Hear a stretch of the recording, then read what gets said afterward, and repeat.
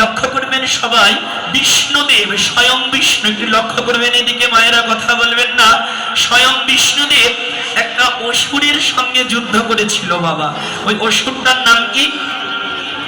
মুর। লক্ষ্য করবেন, মুর নামের একটা অসুরের সঙ্গে যুদ্ধ করেছিল, কিন্তু যুদ্ধ করে কিছুতেই যেন পেরে উঠছিল না, পারছিল না। তখন কি করলো বিষ্ণুদেব? পর্বতের একটি গুহায় গিয়ে লুকিয়ে পড়ল। এবার বিষ্ণুদেবের তেজ থেকে, শরীর থেকে, জ্যোতি থেকে একটা কন্যার জন্ম হলো। লক্ষ্য করবেন মা, বিষ্ণুদেব যুদ্ধ করতে করতে ক্লান্ত, স্বয়ং বিষ্ণুদেব ওই অসুরের সঙ্গে পারে না, তাই তার জ্যোতি থেকে, তেজ থেকে একটি কন্যা জন্ম নিল। আর এই কন্যাটা কি করলো মা? এদিকে লক্ষ্য করবেন, একটা তরোয়ারি নিয়ে গিয়ে, আসলে এদিকে লক্ষ্য করবেন, তরোয়ারিটা নিয়ে গিয়ে এক কবি ওই মুর নামের অসুরের গলাটা কি করলো? কেটে দিলেন। আর মুর নামের অসুরটা বধ হয়ে গেল, অর্থাৎ মারা গেল। এবং বিষ্ণুদেব জানতে পারল যে তিনি যার সঙ্গে যুদ্ধ করে পারে না, তার তেজ থেকে, জ্যোতি থেকে যে কন্যা হয়েছে, ওই কন্যা গিয়ে মুর নামের অসুরকে বধ করে দিয়েছে। স্বয়ং বিষ্ণুদেব খুশি হয়ে গেল। খুশি হয়ে গিয়ে এবার ওই কন্যাকে বললেন, আচ্ছা মা, তুমি তো অনেক ভালো কাজ করেছ মা, তুমি অসুরকে মেরেছ, আমি যার সঙ্গে পারলাম না তুমি তাকে বধ করেছ। মা, আমি তোমাকে বর দিতে চাই, তুমি আমার কাছ থেকে বর চাও। বলো তুমি কি চাও? তুমি কি স্বর্গের দেবী হতে চাও? আমি তোমাকে এখন স্বর্গের দেবী বানিয়ে দেব। তখন এই কন্যাটি হাত জোড় করে বললেন, পিতা লজ্জা দেবেন না, সব আপনার কৃপাতেই হয়েছে, আপনার জ্যোতি থেকে আমার জন্ম হয়েছে, তাই আমি স্বর্গের দেবী দেবী হতে চাই না। আপনি এমন একটা জায়গায় আমাকে দিন যেন আমাকে আশ্রয় করলে মানুষ একটু শান্তি খুঁজে পায়, সুখ খুঁজে পায়। মায়ের আপনারা কেউ দাঁড়িয়ে থাকবেন, নয়তো কোনোখান দিয়ে অনেক জায়গা, দয়া করে এগিয়ে এসে ওখান দিয়ে বলবেন, হইচই করবেন না। যাদের বসার জায়গা নেই ওখানে অনেক জায়গা, আর এদিকে এগিয়ে আসতে পারেন, আসলে সমস্যা নাই। জয় রাধে শ্যাম। তো ওই কন্যাটি বললেন, আপনি আমাকে এমন জায়গায় দিন যেন আমাকে আশ্রয় করলে এই জগতের লোক একটু শান্তি পায়, ধর্ম খুঁজে পায়, সেখানেই দিন। তখন স্বয়ং বিষ্ণুদেব দেখলো যে ওই কন্যাটা কোন তিথিতে উৎপন্ন হয়েছে। দেখলো যে এই কন্যাটা যে তিথিতে জন্ম হয়েছে, ওই তিথিটার নাম হলো মহা একাদশীর দিন জন্ম। বলে, তুমি একাদশীর দিন জন্ম নিয়েছ, তাই আজকে থেকে তোমার নাম হলো মহা একাদশী। 15 দিন পর পর তুমি উৎপন্ন হবে, আর তোমাকে যে আশ্রয় করবে সে শান্তি খুঁজে পাবে। আর একাদশীর দিন পঞ্চশস্য বর্জন করিবে। এই একাদশী নিয়ে অনেকেই অনেক রকমের কথা বলে, কিন্তু একটা জিনিস লক্ষ্য করবেন, হরিভক্তি বিলাসে বললেন যে পঞ্চশস্য খাওয়া যাবে না। কি কি আপনারা মিলিয়ে নেবেন। যারা একাদশী করেন তারা 5টি শস্য খাবেন না। এক হলো ধান, জব, তিল, কালাই এবং সরিষা। এই 5 প্রকারের দ্রব্য আপনারা বর্জন করবেন। আপনারা তরকারি খেতে পারবেন, দুধ খেতে পারবেন, ফলমূল খেতে পারবেন, সাবুদানা খেতে পারবেন, তবে আপনারা একাদশীটা সম্পূর্ণ হবে। তার আগে একটা কথা আমি বলবো, এখানে যারা প্রসাদ বুঝি, যারা নিরামিষ খান, তারা তো একাদশী করেন ভালো করেই, কিন্তু যারা মাছ মাংস খান, পেঁয়াজ রসুন খান, এখন তারা বলবে আমরাও কি একাদশী করতে পারবো? আমরা তো মাছ মাংস খাই, পেঁয়াজ রসুন খাই। কিন্তু লক্ষ্য করবেন, এইদিকে যারা প্রসাদ বুঝি তারাও তো করবেন, যারা মাছ মাংস খান, পেঁয়াজ রসুন খান, তারাও একাদশী করতে পারবেন। কিন্তু একাদশীর আগের দিনটা লক্ষ্য করবেন, এদিকে মায়েরা, একাদশীর আগের দিনটা আপনারা নিরামিষ খেয়ে নেবেন, তাহলে আপনার একাদশীটা ভালো হবে। এবং দ্বাদশী তো আপনারা করেন মায়েরা, নাকি? অনেকেই অনেক কিছু দিয়ে দ্বাদশী করে। কি দিয়ে করেন আপনারা?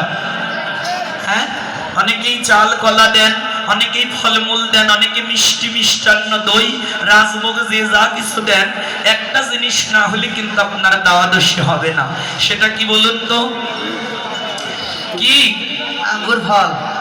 কি বলুন? আঙ্গুর ফল নাকি মায়েরা? কি দিতে হবে আমি মুখে বলবো না, আমি ওই নামটা এখনই বলবো না, আপনার একটা গল্পের মাধ্যমে বুঝতে পারবেন যে কি না দিলে দেওয়া দেশি হবে না। শ্রীকৃষ্ণ যখন দ্বারকায় গিয়ে রাজা হলো, লক্ষ্য করবেন এদিকে বাবা, শ্রীকৃষ্ণ যখন দ্বারকার রাজা হলো, শ্রীকৃষ্ণের একটা গরিব বন্ধু ছিল, তার নাম কি? জোরে বলবেন মায়েরা, কথা বলুন আপনারা। শ্রীকৃষ্ণের একটা গরিব বন্ধু ছিল, তার নামটা কি? সুদামা, নাকি?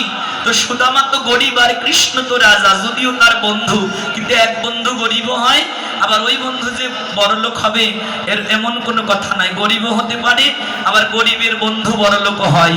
তাই কৃষ্ণ দ্বারকার রাজা হয়ে গেছে আর সুদামা হয়েছে পথের ভিখারি। এবার সুদামা যখন কৃষ্ণের সঙ্গে দেখা করতে গেল, মা বন্ধুর কাছে অনেকদিন পর দেখা করতে যাবে, কিছু তো নিয়ে যেতে হবে। কি নিয়ে গিয়েছিল মা? জোরে বলবেন এদিকে। মিষ্টি নিয়ে গিয়েছিল, দই নিয়ে গিয়েছিল, না ফলমূল নিয়ে গিয়েছিল? কি নিয়ে গিয়েছিল বাবা? জোরে বলবেন। কি নিয়ে গিয়েছিল? তিন দিকে ভিক্ষা করে 3 মুষ্ঠ চিড়ে নিয়ে গিয়েছিল, তাই না? তো চিড়ে যখন নিয়ে গেল, অনেক কথা তো বলতে অনেক সময় লাগে, সংক্ষিপ্ত করে বলছি সুদামার কাহিনীটা। তো সুদামা চিড়ে নিয়ে গেল, এবার ভগবান তার ভক্তকে দিয়ে নিজেই ভক্তের চরণ ধোয়াইলেন। লক্ষ্য করবেন এদিকে, চরণ ধোয়াই সুদামার সামনে শ্রীকৃষ্ণ অনেক রাজভোগ দিয়েছে, ফলমূল মিষ্টি। এখন সুদামা ওই চিড়ে আর বের করে না, লজ্জা করছে। কেন লজ্জা করছে? বলে কৃষ্ণ তোর কি আর ওই সামান্য চিড়ের কথা মনে থাকবে? তুই এখন রাজা হয়েছিস, আর যখন আমরা একসঙ্গে গুরু গৃহে লেখাপড়া করতাম, পড়াশোনা করতাম, গুরুমার বাড়িতে তুই চিড়ের নাড়ু চুরি করে, চিড়ের নাড়ু ভালোবাসতি বললে নিজে চুরি করে আমার নাম দিয়ে তুই অনেকদিন আমাকে মার খাইয়েছিস ভাই। চিড়ের নাড়ু তুই চুরি করে নাম দিয়ে আমাকে গুরুমার হাতে অনেকদিন মার খাইয়েছিস, এখন কি আর ওই চিড়ের কথা তোর মনে আছে? এই বলে সুদামা কাঁদছে। কিন্তু দেখুন মা, ভগবান তো অন্তর্যামী, ভগবান তো ভক্তের কোনো কথাই অজানা নাই। ভগবান তার ভক্তের মনের সকল কথাই জানে। যদিও যে ভক্ত ভগবানকে বেশি ভালোবাসে, ওই ভক্তকে পরীক্ষা করার জন্য ভগবান ওই ভক্তকে তত দুঃখ দেয়, তত কষ্ট দেয়, তত জ্বালা দেয়, তত যন্ত্রণা দেয়, তত আঘাত দেয়।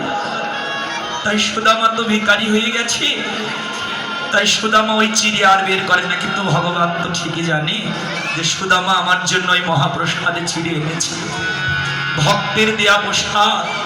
ভগবান তো আর ফেলে দিতে পারে না।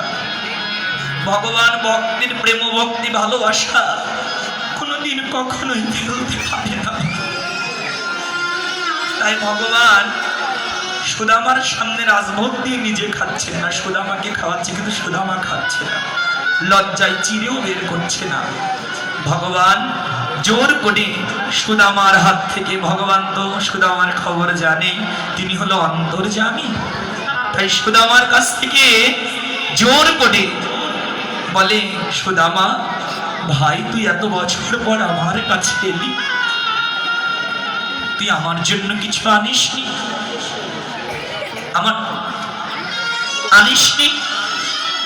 আমার জন্য কিছু আনিসনি ভাই? এই বলে জোর করে পিছন থেকে থাবা দিয়ে চিড়ে বের করেছে। চিড়ে বের করে এবার ভগবান কি করলো, ওই সুদামার চিড়েই খাচ্ছে, আর বলে সুদামা তুই কি করে ভাবলি ভাই ওই চিড়ের কথা আমি ভুলে যাব? যেদিন আমরা গুরুমার গৃহে লেখাপড়া করতাম, আমি কতদিন চিড়ের নাড়ু চুরি করে তোর নাম দিয়ে তোকে কতদিন আমি মার খাইয়েছি ভাই, সেদিনের কথা তো আমার অবশ্যই মনে আছে রে। এই বলে ভগবান কি করলো না, সুদামার ওই চিড়ে প্রাণ ভরে প্রসাদ রূপে পাচ্ছে, আর বলে সুদামা রে এই চিড়ে প্রসাদ শুধু আমি আজকেই পাবো না, যেদিন নদিয়ায় গিয়ে গৌর হব, জগন্নাথ মিশ্রের ঘরে জন্ম লহিব, শশী গর্ভে জন্ম নিয়ে 2-4 দিন উপবাস থাকবার পর আমি ওই চিড়ে প্রসাদ আগেই পাবো। মহাপ্রভুর ভোগে দেখবেন আজকের প্রসাদ দেয়, মালসা দেয়, দেয় না আপনার এলাকায়? উপরে কি দেয়? একটা তুলসী মঞ্জুরি দেয়। কিন্তু ওটা তো ভগবান পরে সেবা করে, আগে কোনটা সেবা করে? চিড়ের মালসাও দেওয়া লাগে একটা। ওই চিড়ের মালসা না দিলে মহাপ্রভুর ভোজন হয় না। তাই বলে সুদামা রে, ওই ভক্তের প্রসাদ আমি আগে পাবো। শুধু তাই না, নদিয়ায় গিয়ে গভীর হয়ে 2-4 দিন উপবাস থেকে নদিয়াবাসীর দাঁড়ে দাঁড়িয়ে সুদামারে তোর মতো ভক্তের সঙ্গ করে ভক্তের চরণের ধুলায় অঙ্গে মাগবো। সুদামারে, তোর মতো ভাইয়ের মতো ভাই হয় না। তাই সুদামারে, তুই আয় আয়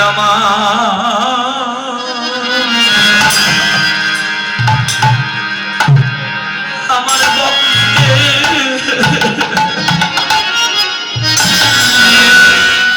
পক্ষে আয় সুদামা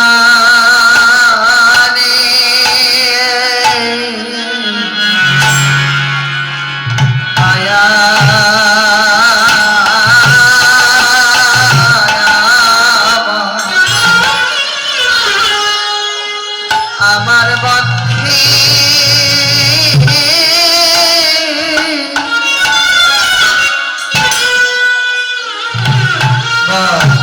আয় ভাই